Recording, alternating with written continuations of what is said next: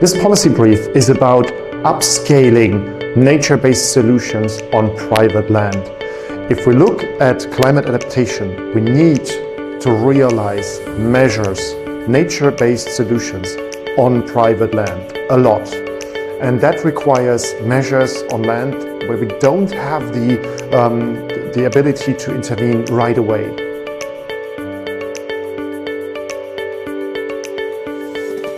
We are approaching nature-based solutions quite often as an engineering approach. So we try to model the best location, identify the best solution, and then we forget that we need to realize it on someone else's land.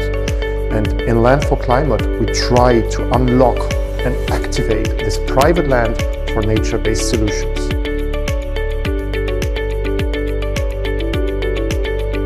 Start with private landowners.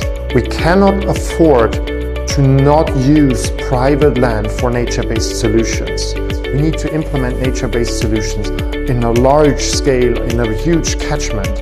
And it's not sufficient to realize one or the other measure on public land that we have available.